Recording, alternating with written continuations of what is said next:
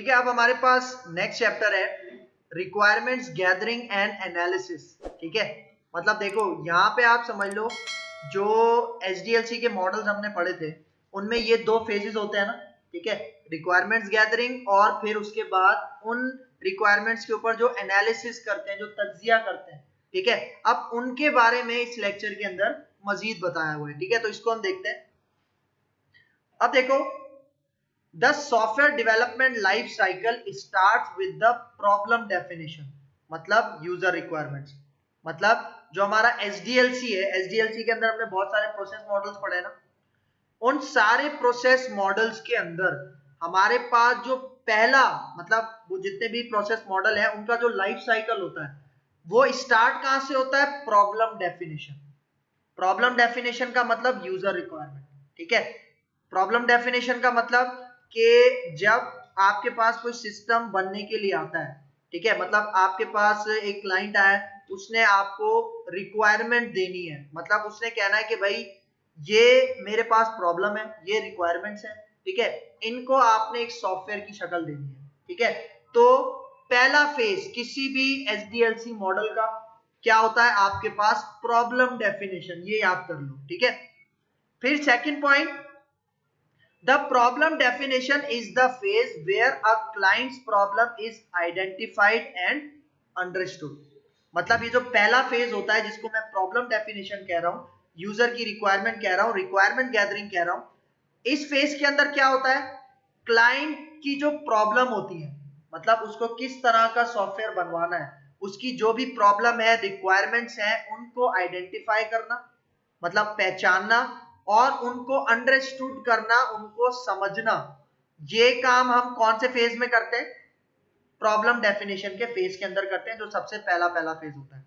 For example, अब example से समझा रहा है, in the ticket reservation system, मतलब टिकट रिजर्वेशन सिस्टम की एग्जाम्पल दे रहा है, the challenges faced by the client with the current system, मतलब कुछ प्रॉब्लम्स हैं, कुछ चैलेंजेस हैं जो एक पुराने सिस्टम, मतलब टिकट रिजर्वेशन सिस्टम का एक पुराना सिस्टम बना हुआ है। अब क्लाइंट क्या चाह रहा है कि भाई इसके अंदर मुझे, मतलब इस सिस्टम को नहीं चाहिए, इस सिस्टम के बजाय मुझे एक न्यू सिस्टम चाहिए। ठीक है, और उस न्यू सिस्टम में क्या क्या चीजें होनी चाहिए? देखो क्या कह रहा है, and their need for a new system that provides online booking from across the country is understood। इसका मतलब भाई ये कह रहा है कि जो टिकट रिजर्वेशन सिस्टम है ना, अब देखो ये टिकट रिजर्वेशन सिस्टम किसी का भी हो सकता है, बसेस का भी हो सकता है, ट्रेन का भी हो सकता है, ठीक है, लोकल जितनी भी कन्वेंस होती है सबका हो सकता है। ठीक है, अब देखो यहाँ पे प्रॉब्लम क्या है क्लाइंट की, कि मैं अगर बुकिंग करता हूं ना, ठीक है, टिकट रिजर्वेशन सिस्टम के थ्रू, तो वो मैं किसी भी मतलब अपने कंट्री में कहीं पे भी हूं और मेरी बुकिंग हो जाए। फॉर एग्जांपल, मैं चाह रहा हूं कि भाई मैं हैदराबाद में इस वक्त बैठा हूं, मैं चाह रहा हूं मैं पिशावर से कराची तक की बुकिंग करवा दूं।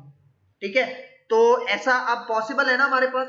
ठीक है, लेकिन यहां पे ये कह रहा है अगर ऐसा काम मुझे करवाना है, ठीक है, तब मैं क्या करूंगा, अपने जिससे मैं सॉफ्टवेयर बनवा रहा हूं उसको मैं अपनी प्रॉब्लम को डिफाइन करूंगा कि भाई ये प्रॉब्लम है, मैं चाह रहा हूं कि मैं जो बुकिंग करवाऊं ना वो अपनी सिटी, अपने पूरे कंट्री के अंदर कहीं से भी करवा सकूं। मतलब ऐसा नहीं है कि अगर मुझे फॉर एग्जाम्पल हैदराबाद से मुल्तान जाना है तो मैं सिर्फ हैदराबाद से ही बुकिंग करवा सकता हूं, ऐसा नहीं है, मैं किसी भी सिटी में बैठ के वो बुकिंग करवा सकता हूं। ठीक है, तो ये उसको एक रिक्वायरमेंट चाहिए, मतलब ये चीज वो अपने नए सिस्टम के अंदर इंप्लीमेंट करवाना चाह रहा है। ठीक है, तो ये चीजें जब वो अपने डेवलपर को बताएगा तो ये किसके अंदर आ जाएगा? प्रॉब्लम डेफिनेशन के अंदर आ जाएगा। ठीक है, अब देखो, after this starts the system development phase, मतलब आपके पास प्रॉब्लम डेफिनेशन हो गई, आपने सारी रिक्वायरमेंट यूजर से गैदर कर ली, जो जो भी उसकी प्रॉब्लम्स थी वो आपने हासिल कर ली। उसके बाद अगला फेज कौन सा स्टार्ट होता है? सिस्टम डेवलपमेंट, मतलब जो जो प्रॉब्लम क्लाइंट ने आपको बताई थी उसके ऊपर अब आपने क्या करना है, वो जो सिस्टम चाह रहा है उसको बनाना स्टार्ट करना है। मतलब उसके बाद अगला फेज कौन सा आ गया आपका? प्रॉब्लम डेफिनेशन के बाद सिस्टम डेवलपमेंट फेज। अब देखो सिस्टम किसे कह रहे हैं, ठीक है, इसको जरा समझना। A system is a collection of interrelated components that work together to achieve some purpose। मतलब सिस्टम को क्या कहा जा रहा है, एक कलेक्शन कहा जा रहा है। किन चीजों की कलेक्शन कहा जा रहा है, इंटर रिलेटेड कंपोनेंट्स, मतलब ऐसे कंपोनेंट जो आपस में रिलेट करते हैं।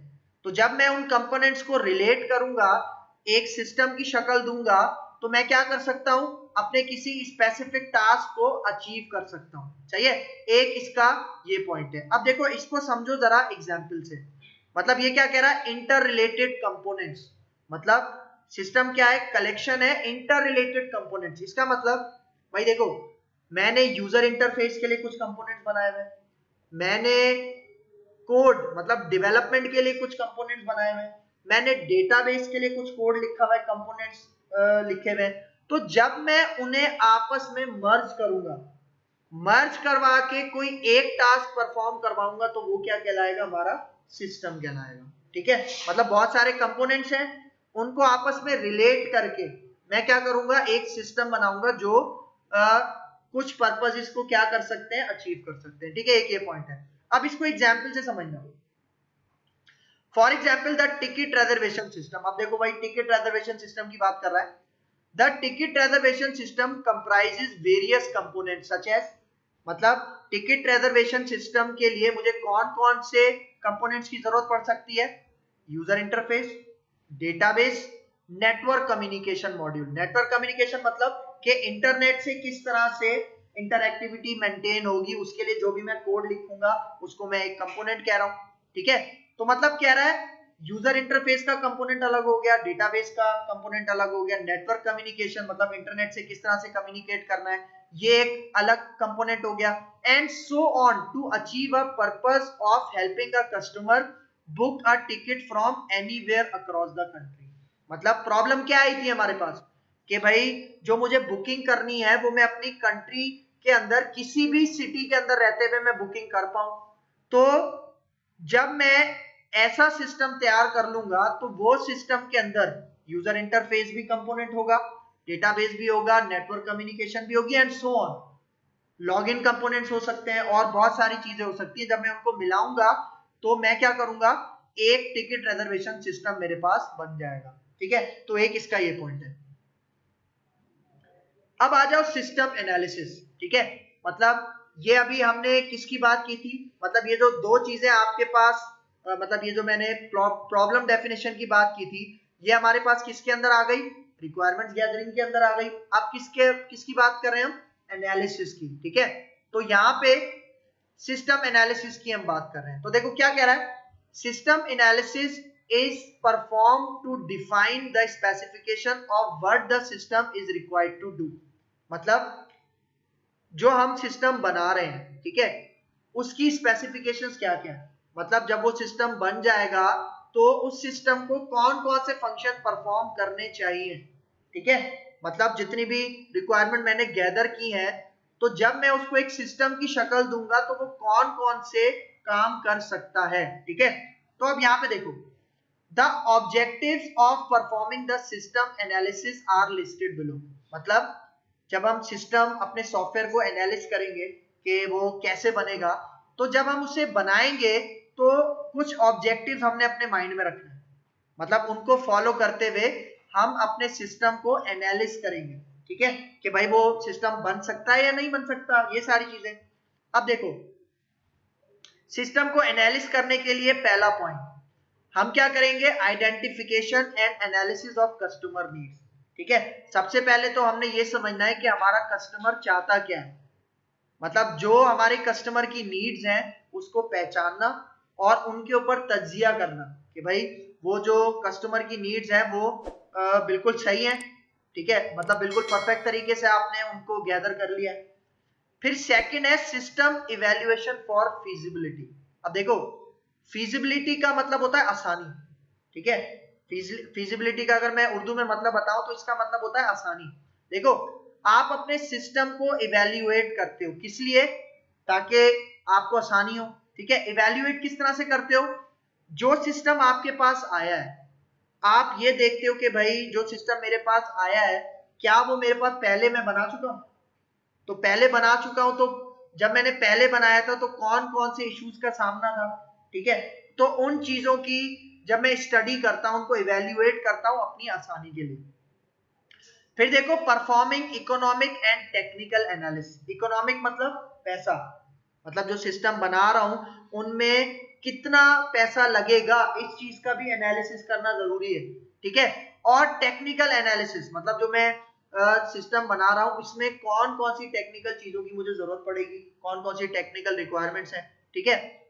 फिर allocating functions to manpower, ठीक है, मतलब मुझे कितनी मैन पावर चाहिए, मुझे कितनी मतलब कितने लोग चाहिए जो इस सिस्टम के ऊपर मैं फंक्शन करवा सकूंगा। फिर डेटाबेस, मुझे कौन सा डेटाबेस चाहिए। फिर हार्डवेयर, कौन कौन से मुझे हार्डवेयर चाहिए, कौन कौन से सॉफ्टवेयर को यूज करके मैं ये सिस्टम बनाऊंगा, सही है। ये सारी चीजें, इन सब चीजों का जब हम तज्जिया करते हैं, एनालिसिस करते हैं, तो ये आता है सिस्टम एनालिसिस के अंदर। फिर देखो establishing cost and schedule constraints. Constraints का मतलब रूल्स, ठीक है।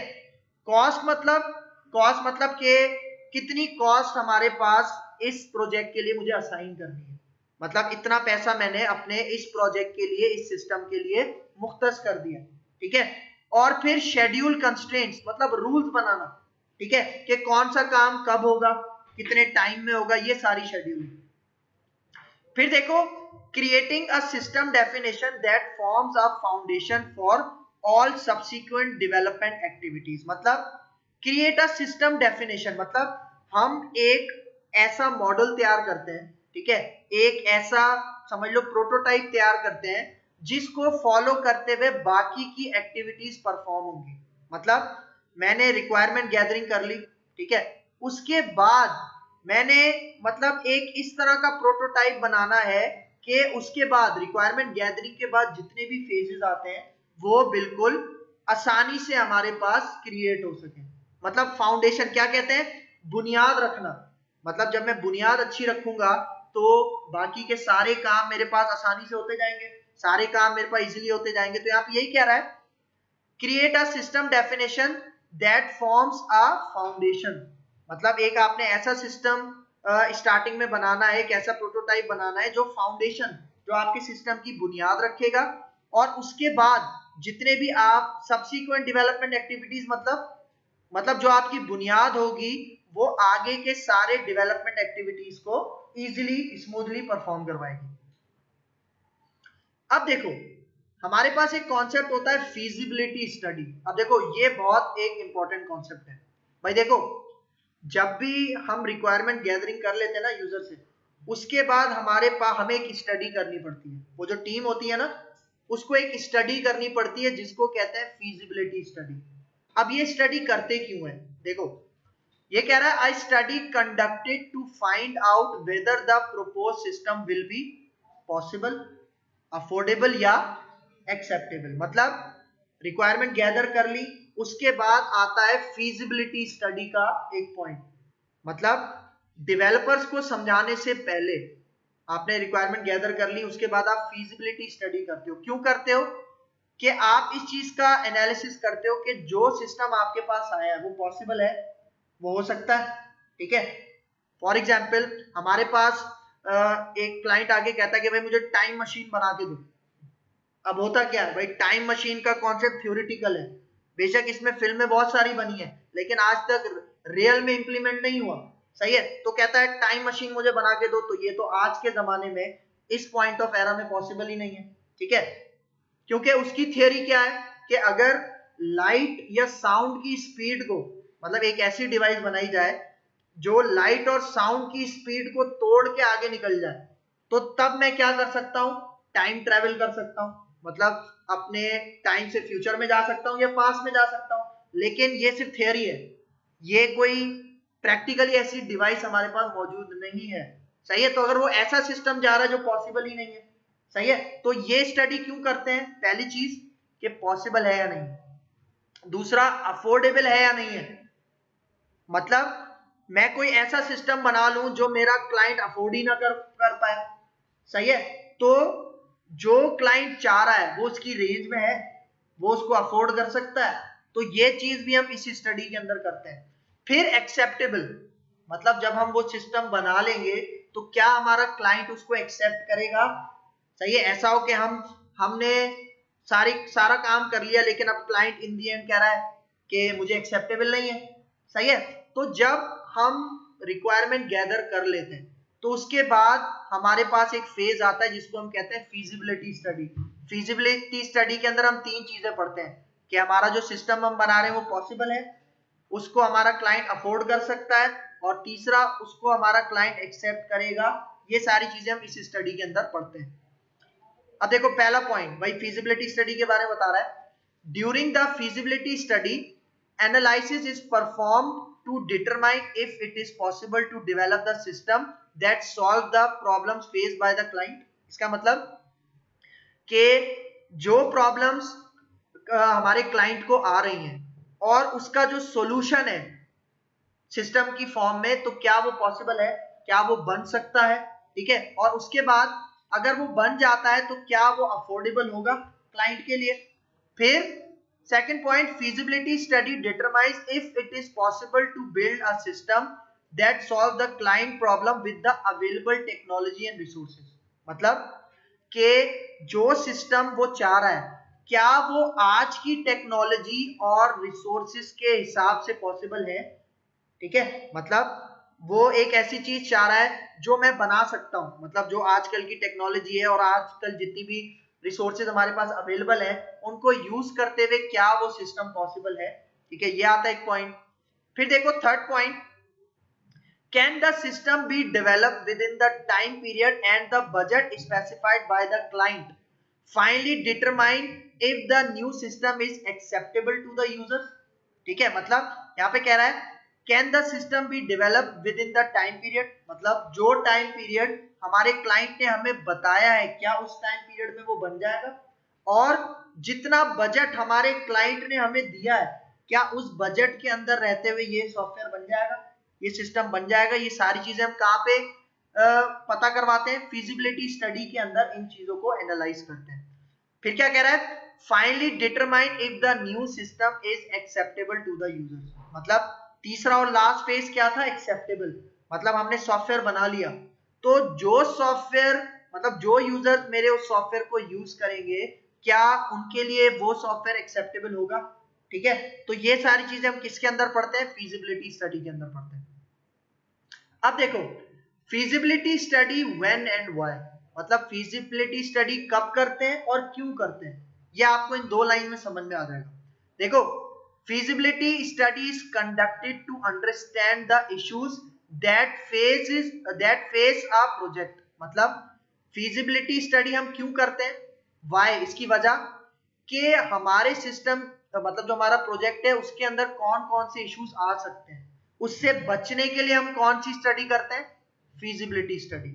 बिफोर द, कब करते हैं, प्रोजेक्ट इज अंडरटेकन, मतलब प्रोजेक्ट को लेने से पहले, मतलब रिक्वायरमेंट्स हमने ले ली उसके बाद हम फिजिबिलिटी स्टडी अप्लाई करेंगे और देखेंगे कि क्या ये प्रोजेक्ट बन सकता है। ठीक है, क्या ये प्रोजेक्ट बन सकता है। देखो आपने डन नहीं किया, मतलब फिजिबिलिटी स्टडी डन करने से पहले करते हो, मतलब ऐसा ना हो कि आपने डन कर लिया उसके बाद फिजिबिलिटी स्टडी कर रहे हो, नहीं, मतलब आपने अभी सिर्फ यूजर से रिक्वायरमेंट ली है, आपने डन नहीं किया, डन करने से पहले होती है फिजिबिलिटी स्टडी। सही है, आपने देख लिया कि भाई जो जो रिक्वायरमेंट मेरे क्लाइंट ने मुझे बताया है उस हिसाब से ये प्रोजेक्ट बन जाएगा, अगर बन जाएगा तभी आप वो प्रोजेक्ट लेते हो, अगर आपको नहीं लगता कि प्रोजेक्ट नहीं बन सकता तो आप उसको रिजेक्ट कर देते हो। ठीक है, तो देखो यहाँ पे क्या कह रहा है, the feasibility is conducted immediately following the requirement gathering phase, मतलब रिक्वायरमेंट गैदरिंग के फौरन बाद कौन सी स्टडी करते हो आप, फिजिबिलिटी स्टडी करते हो, उसके बाद आप आगे जाते हो। ठीक है, तो यहाँ पे क्या कह रहा है, based on the outcome of the feasibility, मतलब फिजिबिलिटी स्टडी आपने कर ली, अब उसका आपको आउटकम मिल रहा है, आउटकम मतलब उसका आउटपुट मिल रहा है। देखो जब आप फिजिबिलिटी स्टडी करोगे तब आपको तीन चीजों का ख्याल रखना है ना, कि वो पॉसिबल है, अफोर्डेबल है या एक्सेप्टेबल है। लेकिन जब आप समझोगे कि ये तीनों पॉइंट्स हमारे क्लियर हो रहे हैं, उसके बाद आप डन करोगे। सही है? मतलब अगर आपको लगता है ना इन तीनों में से किसी एक में भी कोई प्रॉब्लम आएगी, तब आप उस सॉफ्टवेयर को रिजेक्ट कर देते हो। मतलब फिजिबिलिटी स्टडी करने के बाद आपको जो भी आउटकम मिलता है, उसके बाद ऑर्गेनाइजेशन डिसाइड क्या करती है, whether to accept the project और रिजेक्टेड। मतलब ये काम फिजिबिलिटी स्टडी के बाद होता है। मतलब अगर फिजिबिलिटी स्टडी के तीनों पॉइंट्स क्लियर हैं तो प्रोजेक्ट एक्सेप्ट कर लो, लेकिन अगर किसी एक में भी मसला है तो क्या कर दो, रिजेक्ट कर दो। चाहिए, ये कॉन्सेप्ट है फिजिबिलिटी स्टडी का।